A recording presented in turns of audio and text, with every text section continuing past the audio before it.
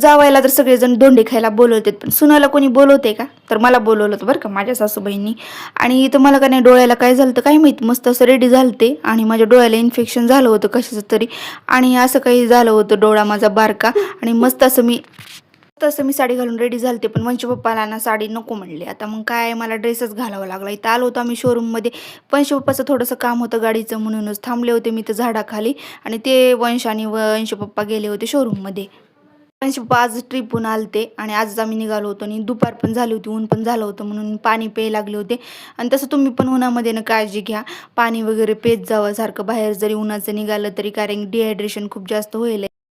सासू तर नावच ठेवत असतील की सून उशिरा आली आता इथं ताट द्यावं लागणार, पण माझी तशी सासू नाही बरं का बिलकुल. तिथं सगळेजण जेवण करायला लागले होते, आधी ह्यांना बसवलं जेवायला, मग नंतर आम्ही बसणार होतो. तर इथं ह्या दोघी नंद भाऊजोईचं काहीतरी गप्पा मारणं चालू होतं आणि आमची रागू मस्तच जेवायला वाढायला ती सगळ्यांना. सगळे कसं एकत्र आले की घर भरल्यासारखं वाटते आणि 2 घास जेवण जास्त पण जाते. तर मला भजे कमी वाटायला लागले होते म्हणून मी थोडेसे भजे तेवढे काढले, बाकी सगळं माझ्या सासूबाईंनीच बनवलं होते. तर भजे केले होते, भात, नंतर बटाट्याची भाजी, आमटी आणि नंतर रस आपला स्पेशल असा, कारण की धोंड्याच्या महिन्यात तेच मेन असते.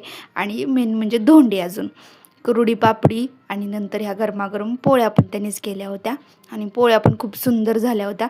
आणि मस्त असं जेवायला वाढवून घेतलं सगळेजण, मस्त असं आम्ही जेवण करायला लागलो होतो आणि बाहेरच बसून जेवायला होतो, कारण घरामध्ये खूप जास्त गरमी व्हायला लागली होती. जायला उशीरच झाला होता, मग सगळा स्वयंपाक सासूबाईंनीच बनवला होता. आणि माझी सासू असे नाही की टोमणे देणारी की बाबा हिनं उशीर आली आता आयतं ताट लावून द्यावं लागल, पण उगं प्रेमानं 2 घास खा म्हणणारी आहे. तर इथं वंशला ना करदोडा बसवायला लागले होते, कारण वंशचा करदोडा फिट्ट झाला होता आणि वंशच्या हातात घालायचं जरा डिझाईनचं सासूबाई बनवत होत्या, त्यांना अशा गोष्टी येतात आपण. आणि हे काय वंशनं घातलं नाही, हे आमच्या रागूनच घातलं. तर गडबडीमध्येच मामासाठी ड्रेस आणि मामींसाठी साडी घेतली होती. तर साडी पण कशी वाटायली ती मला नक्की सांगा आणि ड्रेस पण कसा वाटायला ते सांगा, कारण की सगळं माझ्या चॉईसनं घेतलं होतं आणि सगळं मी 5च मिनटामध्ये घेतलं होतं बरं का. आणि मला हा राणी कलरच खूप जास्त आवडला होता आणि त्याची बॉर्डर पण खूप मस्त आहे साडीची. साडी पण एकदम मस्त चापून चोपून बसणारी आहे.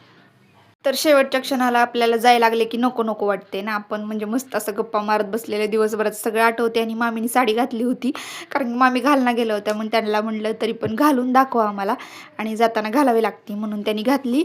आणि रागूला मस्त बाईक केलं आणि ते गेले, कारण की आता दिवस मावळलेला होता आणि आम्हाला पण जायचं होतं. तर वंश पप्पा बाईकवर आणि मी स्कूटीवर होते.